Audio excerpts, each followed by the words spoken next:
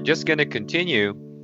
So today is your social studies. Last time we talked about Taoism, and now we're going to talk about a different civilization, which is ancient Nubia. Okay, do you have any idea what the ancient civilization of Nubia is? I heard it is from Egypt. Yes, okay. It is somewhere near Egypt.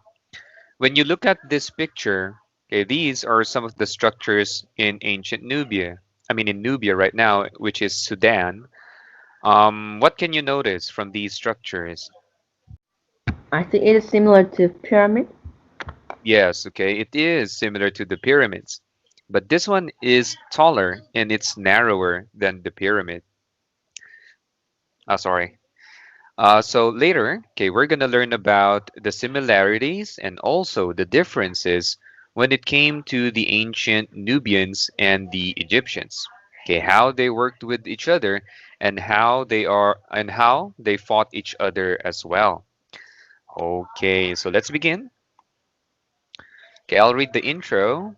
The earliest settlers in the Nile Valley came from the region upriver from the Egyptian civilization.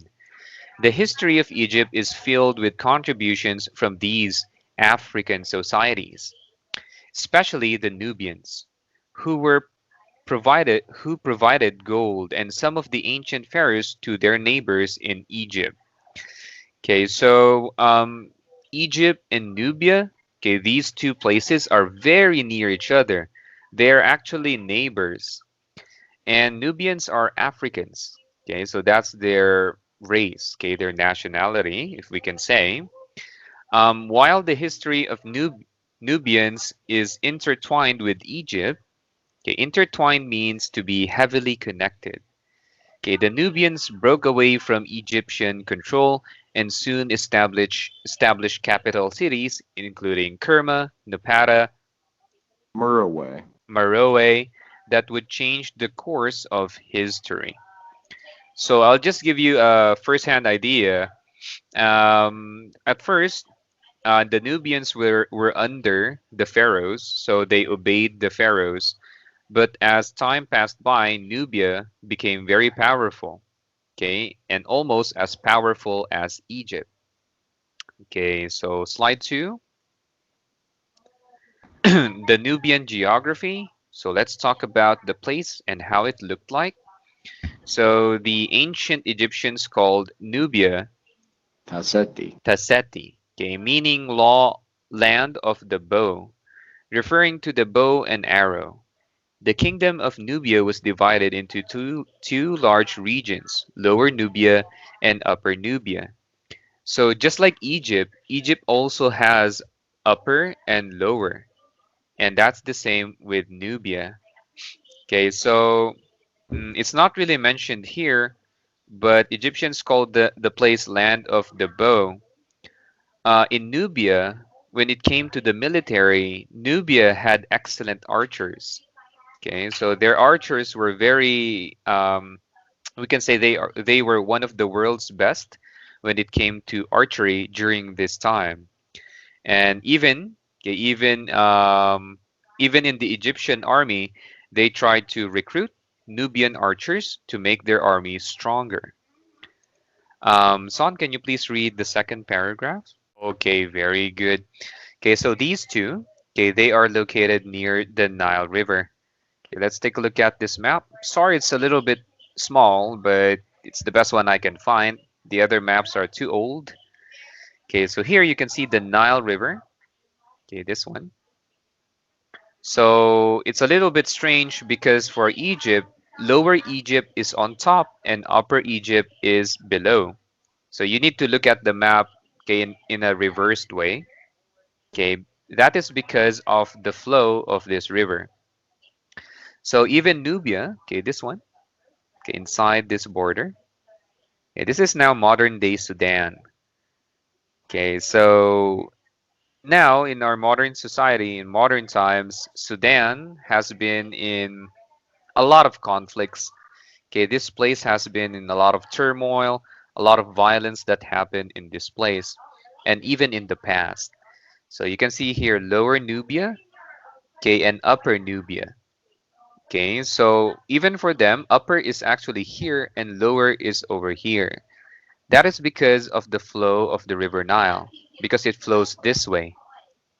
Okay, that's why it is mapped in that manner. Okay, so that is the map. Okay, they are absolutely just close to each other. Okay, there you go.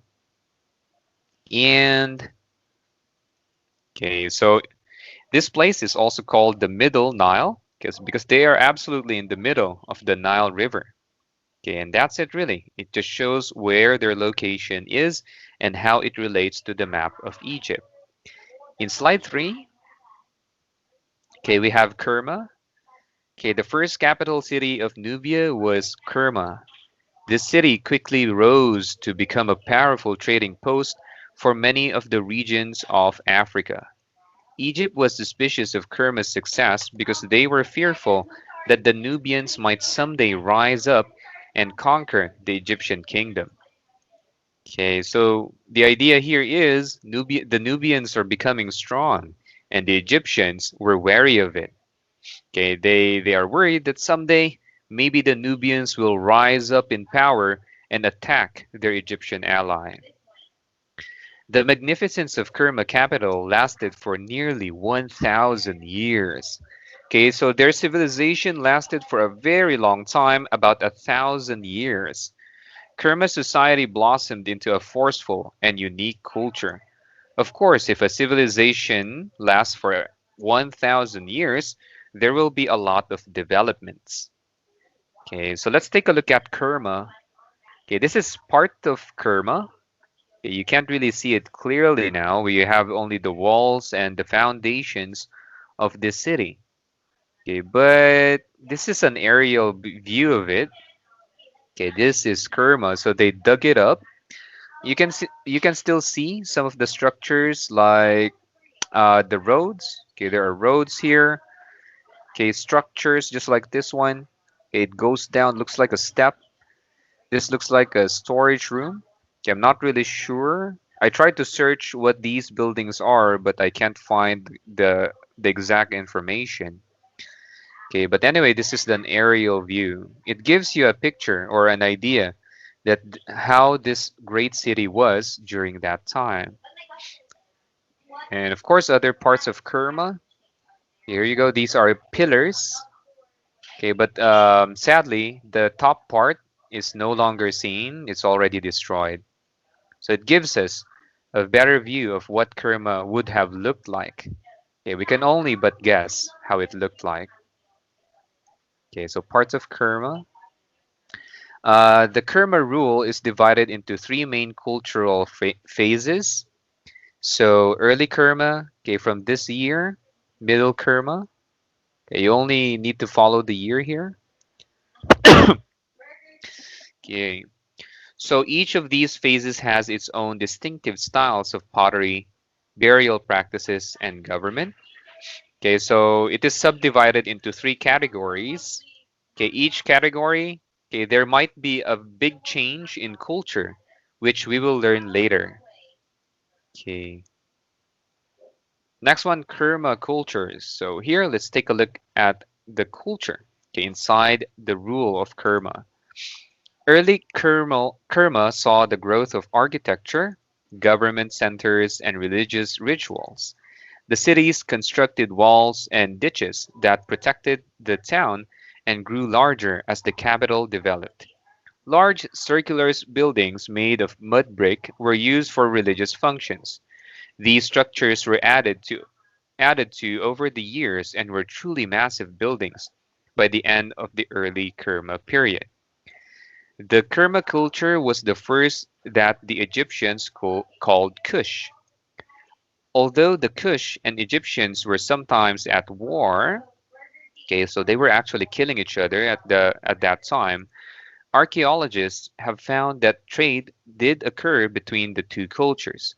Large numbers of Egyptian artifacts, including jars, statues, and daggers, were found in the cemeteries of Kerma. There are also traces of Egyptian language, writing, religious belief, art, and architecture, within Kerman society at this time in history. Okay, so let's take a look at some of their architecture.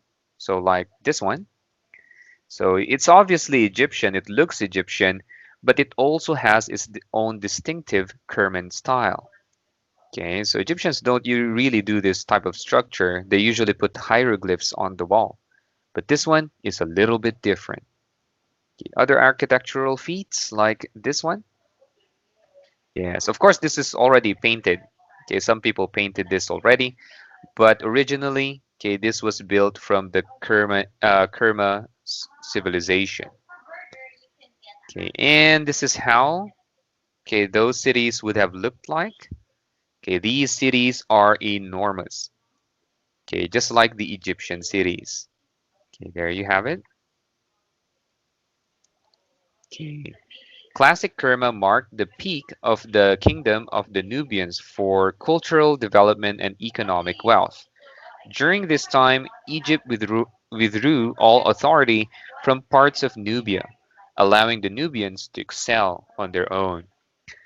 Okay, so what does this mean, San? I'll give you some speaking time here. So it says here, Egypt withdrew all authority from parts of Nubia, allowing the Nubians to excel on their own. Okay, what does this mean, San? Mm,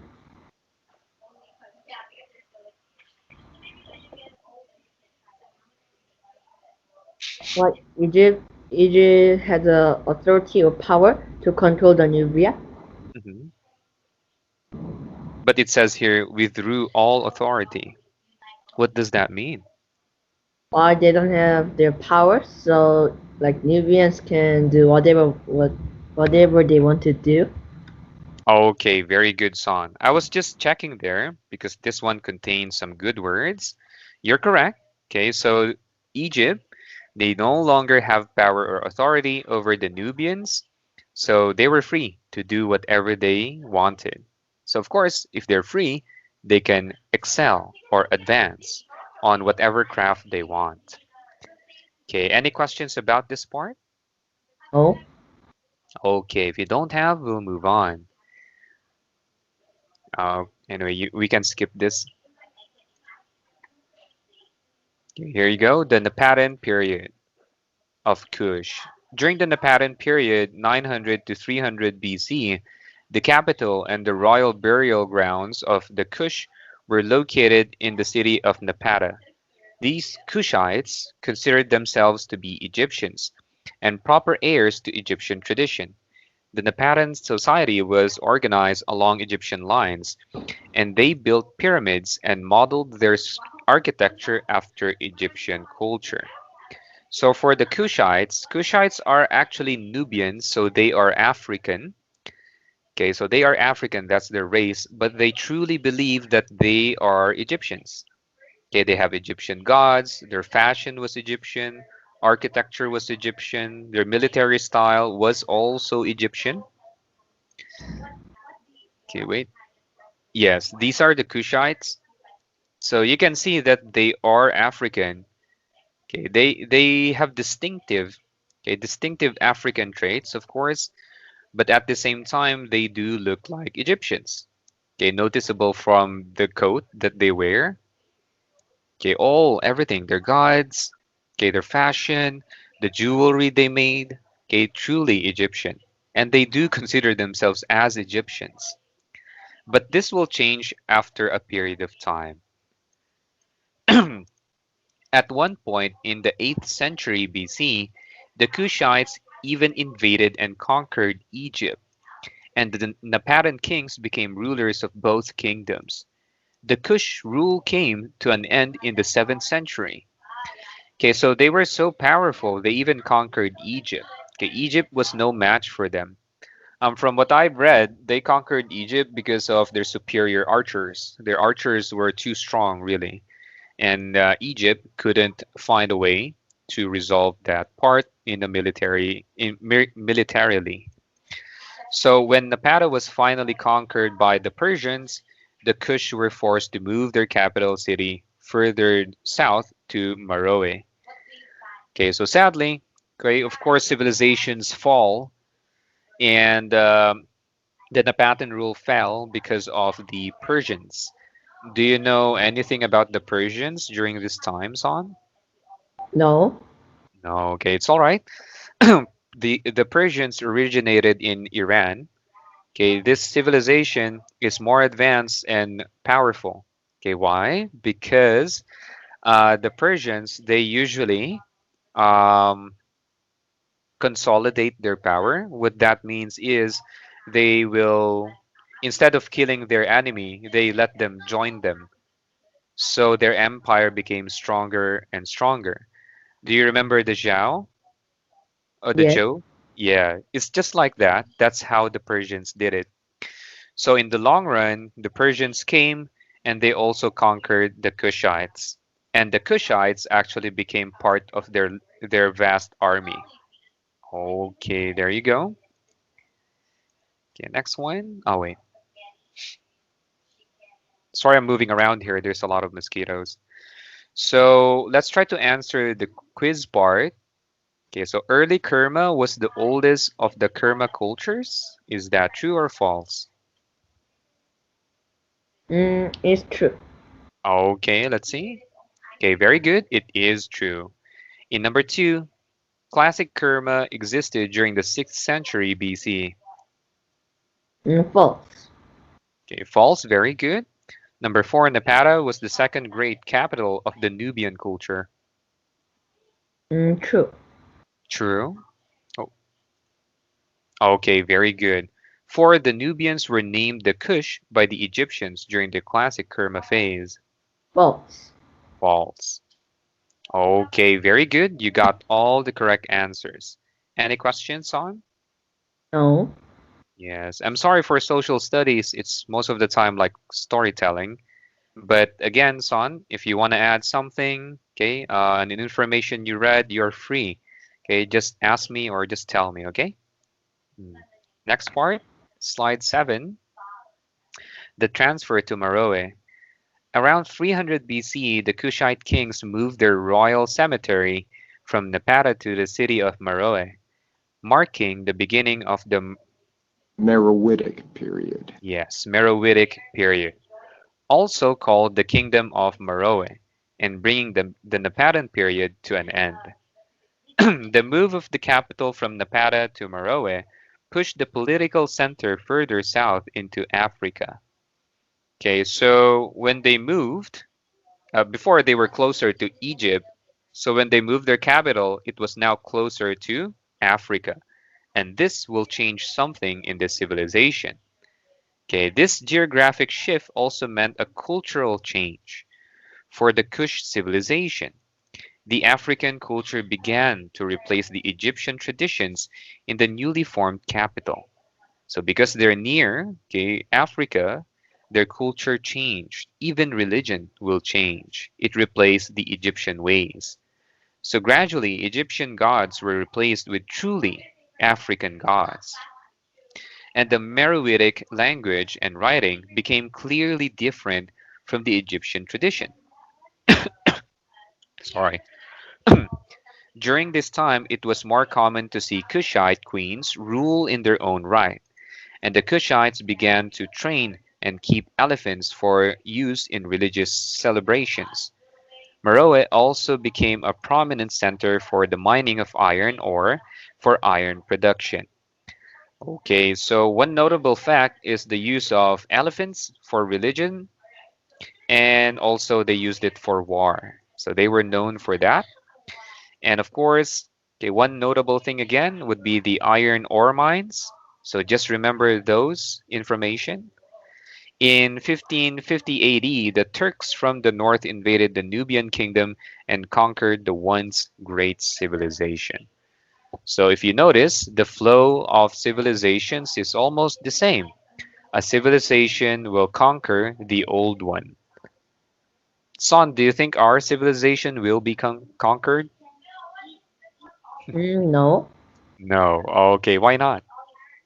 Mm, because like these days, Mhm. I think it's illegal to, or it's not good to conquer another country or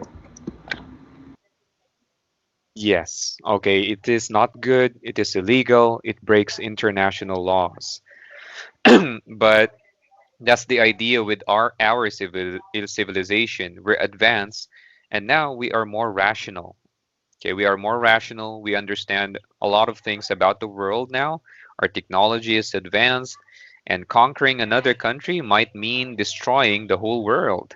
Okay, but before it was a simpler time. Okay, so they were able to conquer the others. If you are stronger than me, you will probably conquer my place. That's the rule before. Okay, so let's see the changes. Where's that? Oh, yes, this one. Okay, so on the left, okay, this is Nubian. You can tell it's Nubian by the caps they wear. Okay, so you can see that from this writing, it is Egyptian. Okay, close to the hieroglyphics. But when the Nubians moved to Meroe, okay, closer to Africa, their writing changed into this style. Okay, so you can see that it is further away from the old Egyptian writing. Okay, this is more of African influence. Of course, we can't really understand if we just look at it. We need to study this. Okay, there you have it. And next part, slide 8. Okay, we can just skip this part. Okay, you need to answer the summary part. So, do you remember? So, the kingdom upriver of the Egyptian society was? Mm, Nubia. Yes, Nubia. Okay, so remember, they said upriver, but Nubia is below. So just remember the flow of the river. So it's against. So if you go against the river, it is upriver. Okay, so that's the idea. And next, number 2, the first capital city of Nubia was? What's the first one? Kurma. Yes, very good. It is Kerma. And number 3, the Nepadan capital was established in? In 1800 BC. Okay, let's see. Okay, sorry, it's incorrect. I forgot the number. You forgot the number. Let's check 9. Okay, 900 BC. Somewhere in the middle, because this is the second phase of their civilization. So if you're actually just gonna guess it, you'll go with the middle number. Okay, next one, number 4. Meroe sometimes had rulers who were? Mm, Meroe. woman. Yes, okay, the women. And number 5, the traditional ancient Egyptian name for Nubia was? Mm, Tasseti. Yes, Tasseti, which is the bow. And number 6, Nubia was actually divided into 2 regions. 2 regions. Okay, very good. Number 7, the last capital city was? Meroe. Okay, good. And number 8, Nubia was located in what is now known today as? Mm, Nile. That's the name of the river. Sudan. Sudan. Yes, very good. And 9, during the Middle Kerma, the Egyptians called Nubia. Mm, Kush. Yes, okay, the Kush. Okay, so that's it for this lesson. Any questions on? No. No. If you don't have, then we'll end the class and we'll continue again next time. So, Son, that's it. I'll see you again in our next class.